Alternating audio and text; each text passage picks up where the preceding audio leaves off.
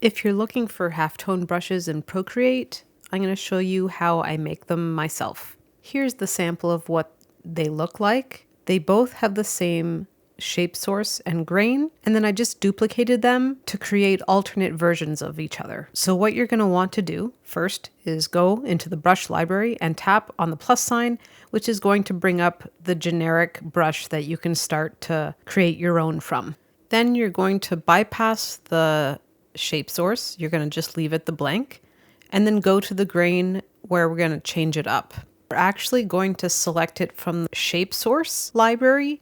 From here, I tested it out and it still needs some adjustment. So I go to the grain editor and play around with the adjustments here so there's no border. Then I move it to texturized, and this is where we start to get that halftone effect coming through, sliding the scale all the way towards the end or the beginning. And now we're getting a seamless pattern that's a pretty perfect example of what halftone can accomplish for our first brush.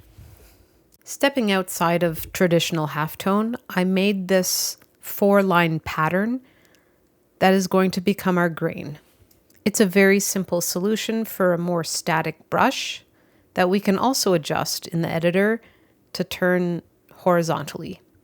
Now we're going to have 2 brushes, vertical and horizontal lines, that we can eventually in the future start to overlap, then do additional adjustments to get some cross-hatching effect.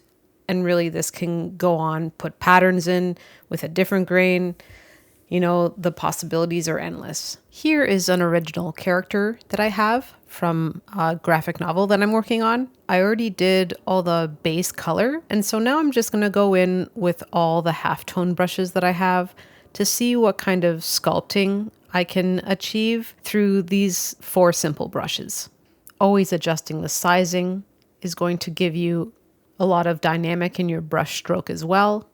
And here's where the cross-hatching comes in that I talked about before, which can really amplify the light and shadows that you're working with on your form.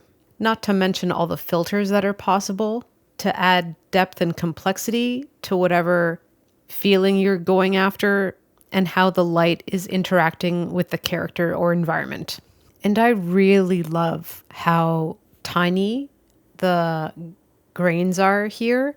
It just gives the skin a textural quality that would be very difficult for me to come by if I was using any other kind of brush. These brushes are really great for suggestive atmospheres and can accomplish a lot with very little. I personally never used halftone in my comics or zine work previously, but after playing around with a lot of these settings and trying to emulate what I've seen in other people's work, I actually found for my own stuff, it may be a very good option that I never considered before.